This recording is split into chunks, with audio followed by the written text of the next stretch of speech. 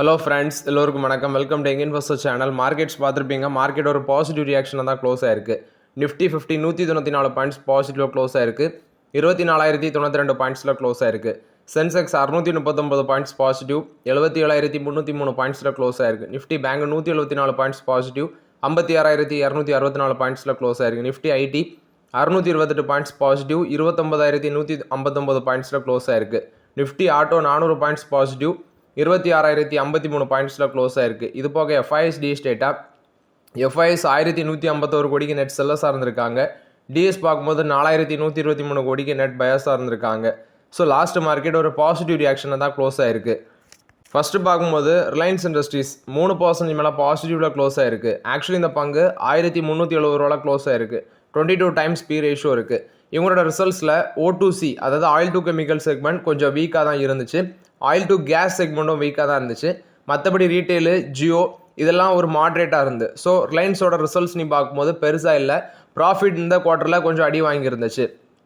Revenue 12% வளர்ந்துருந்துச்சு. Net profit ஒரு 8% something இவ்வளோ தான் செஞ்சுருந்துச்சு. இவங்களுக்கு சிஎல்எஸ்ஏ இப்போ அவுட் பெர்ஃபார்ம் ரேட்டிங் கொடுக்குறாங்க. 1,800 டார்கெட் ப்ரைஸ் சொல்கிறாங்க. Nomura buy rating 1,680 target price சொல்கிறாங்க. Morgan Stanley overweight rating 1,803 target price சொல்லியிருக்கிறாங்க. பட் ரிலையன்ஸில் நான் முன்னாடியே சொல்லியிருக்கிறேன், டார்கெட் ப்ரைஸ் தான் ப்ரோக்கரேஜஸ் கொடுக்குறாங்களே தவிர அந்த பங்கு அவங்க சொன்ன டார்கெட் ப்ரைஸை ரீச் பண்ணுறதுக்கு எத்தனை வருஷம் ஆகும் அப்படிங்கிறது ஒரு $1 மில்லியன் கொஸ்டினாக இருக்குது.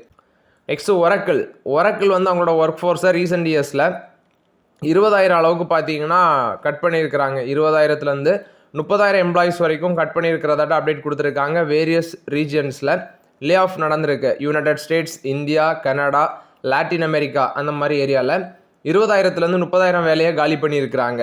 இது என்ன அப்படின்னு சொல்லி பார்க்கும்போது ஹைபேட் எக்ஸ்பீரியன்ஸ் ஒர்க்கர்ஸ் தான் ஃபஸ்ட்டு இதில் காலியாக இருக்கிறாங்க. ஏஐ ஆர்டிஃபிஷியல் இன்டெலிஜென்ஸ் பார்க்கும்போது வரிசையாக பார்த்தீங்கன்னா சதக்குனி ஆடுகளை வந்து காலி பண்ணியிருக்குது. இது வந்து ஒரக்கிள் கொடுத்த அப்டேட்டு. ஸோ இது மாதிரி நிறைய கம்பெனிஸ், ஒரக்கிள் மட்டும் இதை பண்ணல, நிறைய ஐடி கம்பெனிஸ் எல்லாமே, எஸ்பெஷலி அமேசான் பண்ணியிருந்தாங்க, கூகுள் பண்ணியிருந்தாங்க. இது மாதிரி நிறைய கம்பெனிஸ் பார்த்தீங்கன்னா லே ஆஃப் பண்ணியிருக்கிறாங்க. நெக்ஸ்ட் அல்ட்ராடெக் சிமெண்ட்டோட Q4 ரிசல்ட்ஸ் வந்திருக்கு. நெட் ப்ராஃபிட் 20% ரைஸ் ஆயிருக்கு. 2,983 கோடியாக இருக்குது.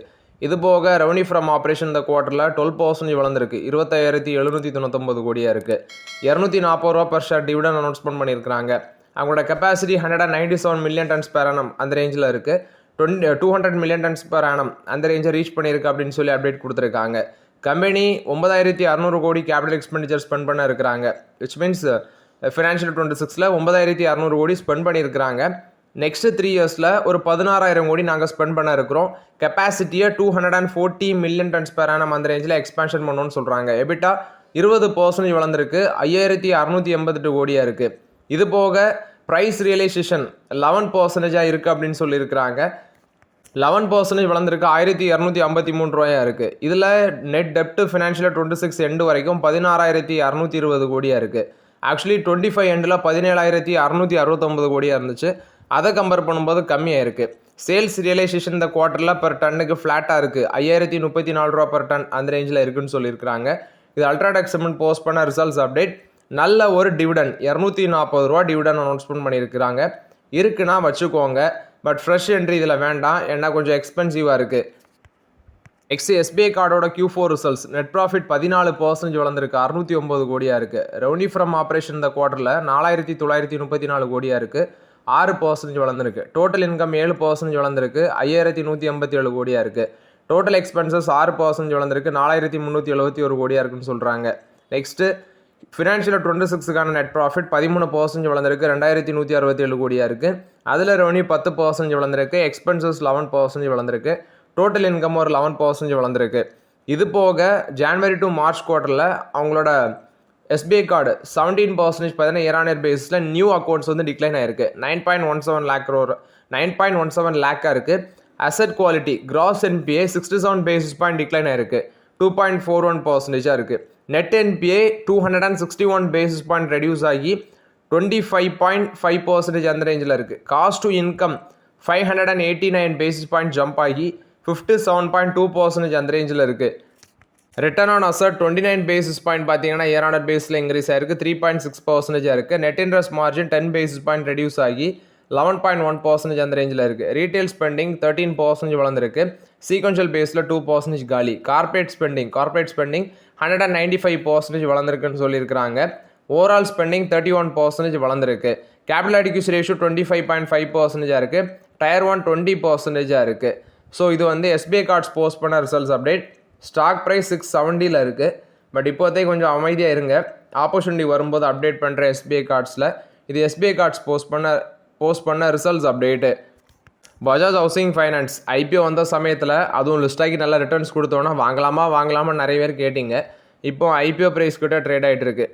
Q4 ரிசல்ட்ஸில் ப்ராஃபிட் 14% வளர்ந்துருக்கு, 669 கோடி. ரெவன்யூ ஃப்ரம் ஆப்ரேஷன் 15% வளர்ந்துருக்கு, 2902 கோடியாக இருக்குது. இது போக இன்னைக்கு ஸ்டாக் ப்ரைஸ் 91 இருக்குது. இவங்களோட ஐபிஓ ப்ரைஸ் 70 சம்திங் தான் உண்டு.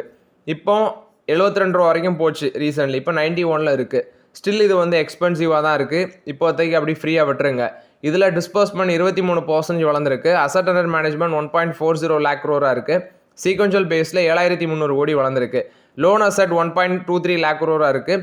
நெக்ஸ்ட் 14% வளர்ந்துருக்கு. ஸ்டாக் வந்து இப்போ கன்சிடர் பண்ணலாமாண்ணா? ஆக்சுவலி ஐபிஓவில் லிஸ்ட் ஆகி நல்ல ஒரு ரிட்டர்ன்ஸ் கொடுத்துச்சு. 188 ரூபா வரைக்கும் அதிகமாக போச்சு. இப்போ 91 தான் இருக்குது. பாதி கிராஷ் ஆகிருக்கு. புக் வேல்யூ கீழே வர்றது வரைக்கும் நான் இதில் வந்து டச் பண்ண மாட்டேன். பஜாஜ் ஹவுசிங் ஃபைனான்ஸில் இது வந்து பஜாஜ் ஹவுசிங் ஃபைனான்ஸை பொறுத்த வரைக்கும் update.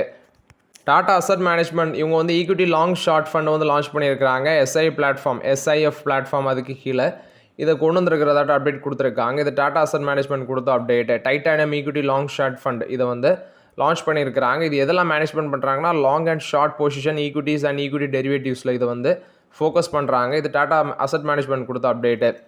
Lodha developers 11,000 crore investment பண்ண இருக்கிறாங்க. 1 gigawatt டேட்டா சென்டர் வந்து பில்ட் பண்ணுறதுக்கு பல்வா, குறிப்பாட்டு மும்பையில் பல்வா அப்படிங்கிற இடத்துல 10,000 கோடியிலேருந்து 11,000 கோடி அளவுக்கு ஸ்பெண்ட் பண்ண இருக்கிறாங்க. இது லோதா டெவலப்பர்ஸ் கொடுத்த அப்டேட்டு. JSW இன்ஃப்ராஸ்ட்ரக்சர் பேங்க்ஸை ஹேர் பண்ணி $850 மில்லியன் அளவுக்கு ரைஸ் பண்ண இருக்கிறாங்க. 80 பில்லியன், அதாவது $850 மில்லியன் அளவுக்கு ரைஸ் பண்ண இருக்கிறாங்க. ஷேர் சேல் மூலமாட்டு இன்ஸ்டிடியூஷனல் இன்வெஸ்டர்ஸ் மூலமாட்டு நெக்ஸ்ட் மந்தில். இது JSW இன்ஃப்ராஸ்ட்ரக்சர் கொடுத்த அப்டேட்டு. நெக்ஸ்ட்டு ஆர்கனன் இவங்க சன்ஃபார்மாக்கு பார்த்தீங்கன்னா $120 மில்லியன் பே பண்ணணும். டீல் டெர்மினேஷன் ஃபீ பே பண்ணணும். ஏன்னா ஆல் கேஷ் டீலில் வந்து சன்ஃபார்மஸ்டிகல்ஸ் இந்த கம்பெனியை டேக் ஓவர் பண்ண இருக்கிறாங்க. டெர்மினேஷன் ஃபீ வந்து பார்த்தீங்கன்னா இவங்க ஆர்கனன் வந்து சன்ஃபார்மாக கட்டணும். இது வந்து சன்ஃபார்மா ஆர்கனனை பொறுத்த வரைக்கும் அப்டேட்டு. GM Breweries லிமிட்டடோட ரிசல்ட்ஸ் கிராஸ் சேல்ஸ் 2976 கோடியாக இருக்குது. நெட் ப்ராஃபிட் 156 கோடி அந்த ரேஞ்சில் இருக்குது. இது லிக்வர் செக்மெண்ட்டில் இருக்கிற கம்பெனி. இந்த குவார்ட்டரில் ப்ராஃபிட்டபிலிட்டி நல்லா இருக்குது. மார்ஜினும் பார்த்தீங்கன்னா ஸ்ட்ராங்காக இருக்குது. ப்ளஸ் 9 ரூபா டிவிடன் அனௌன்ஸ்மெண்ட் பண்ணியிருக்கிறாங்க இந்த கம்பெனி GM Breweries. இது வந்து GM Breweries போஸ்ட் பண்ண ரிசல்ட்ஸ் அப்டேட்டு. ப்ராஃபிட் 107% வளர்ந்துருக்கு. ரிலையன்ஸ் இண்டஸ்ட்ரீஸில் இன்னொரு டார்கெட் ப்ரைஸ் 44% மேலே போகும்னு சொல்லி கோல்ட்மேன் சாக்ஸ் சொல்கிறாங்க. கன்சர்னஸ் பைன்னு சொல்லியிருக்கிறாங்க. இதில் 34 அனாலிஸ்ட்டில் பார்த்தீங்கன்னா 33 அனாலிஸ்ட், 34ல் 33 அனாலிஸ்ட் பை ரேட்டிங் தான் கொடுக்குறாங்க. ஒருத்தங்க தான் செல் ரெக்கமெண்டேஷன். கோல்ட்மேன் சாக்ஸ் 44% மேலே போகும். 1910 வந்து டார்கெட் ப்ரைஸாக ஃபிக்ஸ் பண்ணியிருக்கிறாங்க. இது ரிலையன்ஸ் இண்டஸ்ட்ரீஸை பொறுத்த வரைக்கும் update. Nippon life asset management company Q4ல் ப்ராஃபிட் 29% வளர்ந்துருக்கு. ஆக்சுவலி Q4ல் ப்ராஃபிட் 29% வளர்ந்துருக்கு. Asset under management 7.25 lakh crore இருக்குது, 30% வளர்ந்துருக்கு. Total closing asset under management 18% வளர்ந்துருக்கு, 7.73 lakh crore. Equity mutual fund பார்க்கும்போது 3.30 lakh crore இருக்குது, 25% வளர்ந்துருக்கு. ETF அசட் அண்டர் மேனேஜ்மெண்ட் 57% வளர்ந்துருக்கு. சிஸ்டமேட்டிக் இன்வெஸ்ட்மெண்ட் ஃப்ளோ பார்க்கும்போது 12% இன்ஃப்ளோ ரைஸ் ஆயிருக்குன்னு சொல்லியிருக்கிறாங்க. ஆனுவலைஸ் சிஸ்டமேட்டிக் புக் பார்க்கும்போது 4.47 lakh crore இருக்குது. 12.50 காசு டிவிடன் அனௌன்ஸ்மெண்ட் பண்ணியிருக்கிறாங்க இந்த ஃபினான்ஷியல் 26க்கு. ரெக்கார்ட் டேட் ஜூன் 26ன்னு சொல்கிறாங்க. After that retail and institutional franchisee அது வந்து எக்ஸ்பேண்ட் பண்ணிகிட்டே தான் இருப்போம்னு சொல்கிறாங்க. ரீட்டைல் அசட் அண்டர் மேனேஜ்மெண்ட் 20% வளர்ந்துருக்கு. ஹை நெட்வொர்த் இண்டிவிஜுவல்ஸ் அசட் 45% வளர்ந்துருக்கு. கார்பரேட் அசட் அண்டர் மேனேஜ்மெண்ட் 22% வளர்ந்துருக்கு. கம்பெனியோட டோட்டல் இன்கம் 705 கோடியாக இருக்குது. ஆப்ரேட்டிங் ப்ராஃபிட் 493 கோடியாக இருக்குது. ப்ராஃபிட் ஆஃப்டர் டேக்ஸ் 385 கோடியாக இருக்குது. இந்த டிஜிட்டல் சேனல்ஸ் தான் உங்களுக்கு நியூ பர்ச்சேஸ் டிரான்சாக்ஷனுக்கு 77% கான்ட்ரிபியூட் பண்ணுதுன்னு சொல்கிறாங்க. டிஜிட்டல் டிரான்சாக்ஷன் 44% வளர்ந்துருக்கு. ஸோ இது வந்து Nippon life asset management company post பண்ண ரிசல்ட்ஸ் அப்டேட்டு. நல்ல ரிசல்ட்ஸ் போஸ்ட் பண்ணியிருக்கிறாங்க. Mahindra holidays and resorts India limited இந்த குவார்ட்டரில் ப்ராஃபிட் 43% காலி. 41 கோடியாக இருக்குது. ரெவன்யூ ஃப்ரம் ஆப்ரேஷன் ஒரு 5% வளர்ந்துருக்கு 820 கோடி. எபிட்டா 3% காலி 197 கோடியாக இருக்குது. மார்ஜின் 24% இருக்குது. 26.2%லேருந்து 24% கம்மியாக இருக்குது. ரிசார்ட் ரெவன்யூ 11% வளர்ந்துருக்கு. ஸ்ட்ராங் ஆக்குபென்சி மூலமாட்டு 82% கான்ட்ரிபியூட் பண்ணியிருக்கு. மெம்பர்ஷிப் அப்ரேட் 33% வளர்ந்துருக்குன்னு சொல்கிறாங்க. ஸோ இது வந்து Mahindra holidays and resorts India limited post பண்ண ரிசல்ட்ஸ் அப்டேட். மொக்க ரிசல்ட்ஸ் தான் போஸ்ட் பண்ணியிருக்கிறாங்க. அதானி டோட்டல் கேஸோட ரிசல்ட்ஸ் வந்திருக்கு. ஸோ இந்த குவார்ட்டரில் ப்ராஃபிட் 168 கோடியாக இருக்குது. 6% வளர்ந்துருக்கு. இது போக ரெவன்யூ ஃப்ரம் ஆப்ரேஷன் 3.4% வளர்ந்துருக்கு. 1694 கோடியாக இருக்குது. நெக்ஸ்ட்டு எபிட்டா 1.4% டிக்ளைன் ஆயிருக்கு. 301 கோடியாக இருக்குது. மார்ஜின் 19.3% கம்மியாக இருக்குது 20.2%லேருந்து.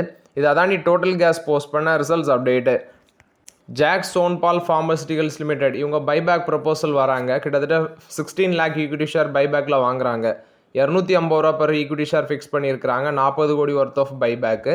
இந்த ஸ்டாக் வந்து பார்த்தீங்கன்னா 179 க்ளோஸ் ஆகிருக்கு. அப்போது 40% கிட்ட அதோட ப்ரீமியம் வருது.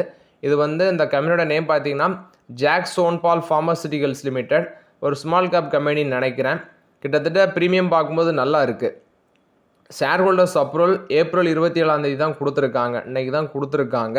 இந்த ரெக்கார்ட் டேட் பார்க்கும்போது இனி தான் வரும். ரெக்கார்ட் டேட் எதுவுமே அப்டேட் பண்ணலை. ஸோ இது வந்து ஜாக்ஸ் சோன்பால் ஃபார்மசிட்டிகல்ஸை பொறுத்த வரைக்கும் அப்டேட்டு. என்கிட்ட இது கிடையாது. உங்கள்கிட்ட யாராவது இருக்குன்னா ஃபண்டமெண்டல் செக் பண்ணிவிட்டு இந்த பைபேக்கில் பார்ட்டிசிபேட் பண்ணிக்கோங்க. ஸோ ஓகே ஃப்ரெண்ட்ஸ், ஆக்சுவலி இந்த வீடியோவில் சில இம்பார்ட்டன்ட் அப்டேட்ஸ் எல்லாமே டிஸ்கஸ் பண்ணோம். இந்த வீடியோ உங்களுக்கு பயனில் தான் லைக் பண்ணுங்கள், சப்ஸ்கிரைப் பண்ணுங்கள், கமெண்ட் பண்ணுங்கள். Okay friends, thank you.